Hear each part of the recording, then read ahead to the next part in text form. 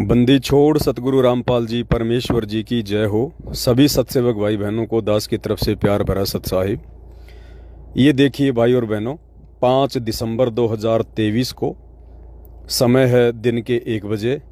सतलोक आश्रम मैनेजमेंट हरियाणा के द्वारा एक पीला पर्चा संगत में वायरल किया गया है।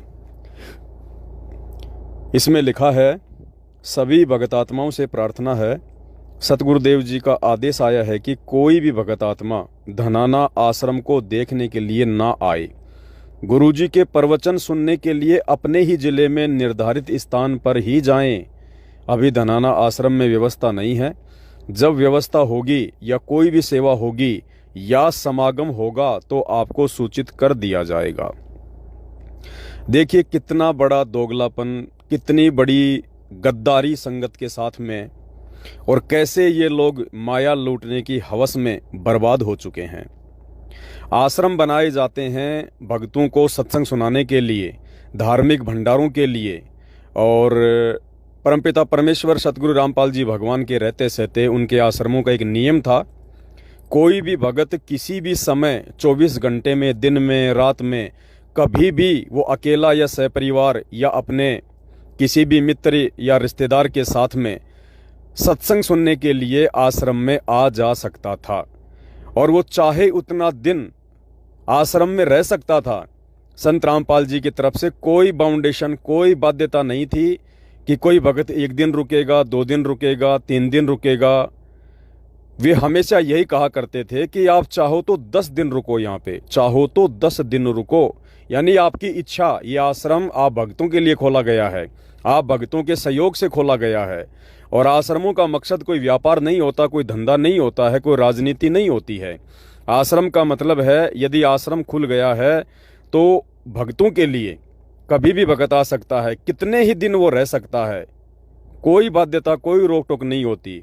आप जी को मैं परम पूज्य संत रामपाल जी का एक छोटा सा सत्संग सुनाऊंगा, जिसमें वो कह रहे हैं, बरवाला आश्रम में जब वो रहा करते थे, वे खुद कह रहे हैं इस ऑडियो में कि आप बरवाला आश्रम में आते हो, आप चाहे कितने ही दिन रुको, चाहे यहाँ पे 10 दिन रुको। जैसे आप एक रिहर्सल करते हो, यहाँ आते हो सतलोक आश्रम बरवाला जिला हिसार में, और यहाँ आप चाहे कितने ही दिन रुको 2 दिन, 4 दिन, हफ्ता, 10 दिन, तो आप क्या देखते हो कि आपको एक जैसी व्यवस्था, लेटने बैठने सोने का स्थान एक जैसा, पंखे कूलर जो लगे हुए हैं वो आपके एक जैसे, और उधर से खाना है सबको एक स्थान पर बना बनाया तैयार मिलता है। कभी जाओ खाना खाओ, कभी किसी टाइम, और कभी चाय की भरी भराई वो टैंकी तैयार रहती है, कभी टूटी मरोड़ी गिलास भर पियो गटगट। यहाँ आपको बगैर किए सारी वस्तु मिल रही है। तो भाई और बहनों, आज क्या हो गया, उसी परम संत के नाम से, उनकी पीठ पीछे, उनके परिवार के द्वारा जो ये आश्रम खोले जा रहे हैं जगह जगह, इन आश्रमों में जब समागम होता है, जब इनको 3 दिन का पाठ रखवाना होता है, जब इनको लगता है कि अब लाखों की संख्या में भगत आने चाहिए, और लाखों की संख्या में हमारे पास में 21 हज़ार रुपये पाठ के, 2100 रुपये ज्योति के, और खुले दान की तो कोई गिनती नहीं है। जब इनको लगता है कि अब हमें पैसों की ज़रूरत है, उस समय ये किसी भी दिन कोई भी पाठ रख देते हैं, 3 दिन का अखंड वाणियों का पाठ रख देते हैं। भगत समाज को ज़्यादा से ज़्यादा आने के लिए सूचित करते हैं, प्रेरित करते हैं।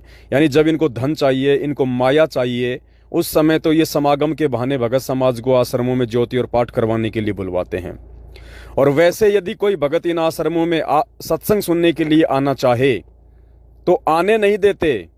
ये पीला पर्चा निकाल दिया और कह दिया कि कोई भी भगत ना आए, आश्रम में कोई व्यवस्था नहीं है। अरे भाई साहब, इस धनाना आश्रम में लगभग 3 बड़े बड़े समागम हो चुके हैं, जिसमें 8-10 लाख भगत आए थे। उस समय व्यवस्था कैसे हो गई थी? उन समागमों में जब तुम्हें ज्योति पाठ के पैसों की उम्मीद थी कि भगत समाज बढ़ चढ़कर दान देगा, उस समय तो आप लोग बड़ी फुर्ती के साथ में भगत समाज को सूचित कर रहे थे, धनाना धाम, धनाना धाम सबसे बड़ा धाम, सबसे बड़ा धाम, देश की राजधानी बनेगा, देश की राजधानी बनेगा, संत रामपाल जी धनाना धाम में आएंगे। जिस समय तुम्हें ज्योति पाठ के पैसों की आवश्यकता थी, भगत समाज को लूटना था, उस समय तो तुमने सारी तैयारियां कर दी, सारी व्यवस्था कर दी। और अब कोई भगत यदि 2-4 दिन के लिए, 5-10 दिन के लिए, कोई मान लीजिए कोई अपने काम धंधे से फ्री हो चुका है, कोई अपनी खेती बाड़ी से फ्री हो चुका है, वो चाहता है कि मैं 5-10 दिन अपने गुरुदेव के आश्रम में होके आऊँ, अपने भगत भाई बहनों से मिलूं, परमात्मा का सत्संग सुनूं, ज्ञान चर्चा करूं, शंकाओं का समाधान करूं। तो आज आपने उनके लिए ये पीला पर्चा निकाल दिया कि यदि आपने सत्संग सुनना है तो अपने अपने जिले में सत्संग सुनिए। क्यों भाई, फिर आश्रम किस लिए बनाए गए हैं? राजनेताओं के तलवे चाटने के लिए, राजनीतिक रैलियां करवाने के लिए, कबड्डी के मैच खिलवाने के लिए? किस लिए आश्रम खोले गए हैं? फिर भाई और बहनों, आप लोग समझ सकते हो, समझदार हो, बच्चे नहीं हो। ये केवल एक धार्मिक संगठन है। सतलोक आश्रम मैनेजमेंट हरियाणा यानी पूज्य गुरुदेव सतगुरु रामपाल जी का जो कलयुगी परिवार है, ये केवल एक धार्मिक संगठन नहीं चला रहा, ये व्यापारिक संगठन है। ये लोग बिजनेसमैन हैं, ये लोग व्यापारी हैं। इनको व्यापार करना है धर्म की आड़ में, संत रामपाल जी के नाम की आड़ में। आज उनके जेल में रहते सहते इनको भगत समाज से कोई लेना देना नहीं है, केवल भगत समाज के पैसों से लेना देना है।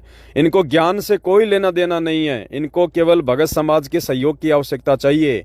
जब जब कोई धरना, प्रदर्शन, रैली, किसी की सीबीआई जांच करवानी हो, किसी अन्य राजनीतिक संगठन को सपोर्ट करना हो, तो केवल आप जैसे भाई बहन जो कि बलि के बकरे बने हुए हैं, गांधारी की तरह आंखों पे काली पट्टी बांधकर देखा देखी में चलते हैं, केवल आप जैसे मूर्ख लोगों की उन्हें भीड़ की आवश्यकता है।